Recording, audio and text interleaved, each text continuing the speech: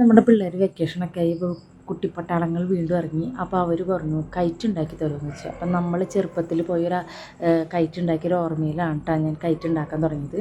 അങ്ങനെ ന്യൂസ് പേപ്പറൊക്കെ കീറി എൻ്റെ ഒരു ഉദ്ദേശം വെച്ച്, ഞങ്ങൾ ചെറുപ്പത്തിൽ കളിച്ചൊരു ഉദ്ദേശം വെച്ച് കൈറ്റ് ഉണ്ടാക്കി.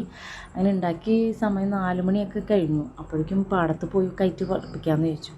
ഞാൻ ആ ഒരു 6 മണിയൊക്കെ ആയപ്പോഴേക്കും നടന്നെത്തിയപ്പോഴേക്കും സന്ധ്യ ആയല്ലോ. പിള്ളേർ ആദ്യമായിട്ട് കൈറ്റ് പറപ്പിക്കാനുള്ള ഇൻട്രസ്റ്റിൽ കൈറ്റും കൊണ്ട് പാടത്തേക്ക് ഓടിച്ചാടി ഇറങ്ങാം. അവിടെ ചെന്ന് ഞങ്ങൾ പതിയെ നടന്നൊക്കെ എത്തിയപ്പോഴേക്കും നൂലൊക്കെ കെട്ടി ഇറങ്ങുമ്പോൾ നല്ല കാറ്റ്. നോക്കിയപ്പോൾ മാങ്ങ സീസൺ ആയതുകൊണ്ട് നോക്കിയപ്പോൾ ഉണ്ടാ പ്രിയൊരു മാങ്ങ. പണ്ടേ ഇഷ്ടമാണ് പ്രിയൊരു മാങ്ങ. അങ്ങനെ പ്രിയൊരു മാങ്ങ കൊമ്പ് വെട്ടിയിട്ട് ആ കൊമ്പും ചില്ലേമൊക്കെ ഇങ്ങനെ മാങ്ങ തൂങ്ങി വാടി പോയിരിക്കും. അപ്പോൾ ഒരു സങ്കടം തോന്നി, ആരും അത് നശിച്ചു പോയില്ലെന്ന് ആലോചിച്ചു. പിന്നെ പിള്ളേർ നോക്കിയപ്പോൾ പിള്ളേർ കയറ്റ് പിടിച്ചങ്ങോട്ട് പൊന്തിച്ചു തുടങ്ങി. കാറ്റ് കുറവായതുകൊണ്ട് അധികം പൊന്തില്ല കേട്ടോ. അപ്പോൾ ടീച്ചർ ഉണ്ടാക്കിയത് ശരിയായില്ലേ എന്ന് വിചാരിച്ചു. അങ്ങനെ പിള്ളേരുടെ ഒരു സന്തോഷത്തിന് വേണ്ടി അവർ കയറ്റും കൊണ്ട് ഓടി. ചിലതൊക്കെ പൊന്തി പിന്നെ പതിയെ താന്നു.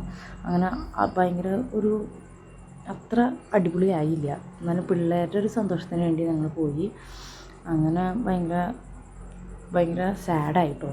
പിന്നെ വ്യൂസ് പറഞ്ഞ് പോകേണ്ട ഇവിടെയൊക്കെ കറങ്ങി നടക്കാമെന്ന്. ഇരുട്ടായി തുടങ്ങി. അപ്പോൾ പേടിയായി. അപ്പോൾ ഞങ്ങൾ വീണ്ടും വീട്ടിൽ പോകാമെന്ന് വെച്ചു. പിന്നെ പിറ്റേ ദിവസമായപ്പോൾ ഞങ്ങൾ കയറ്റ് നോക്കിയപ്പോൾ നല്ല അടിപൊളി കാറ്റ് കയറ്റും കൊണ്ട് വന്ന് അടിപൊളിയായിട്ട് പറന്നു കേട്ടോ. അപ്പോൾ ഇങ്ങനെയും പറക്കും. പിന്നെ നമ്മുടെ പ്രിയൊരു മാങ്ങ കിട്ടി. അടിപൊളി ടേസ്റ്റ്, ഒരു രക്ഷയില്ല. ടാറ്റാ.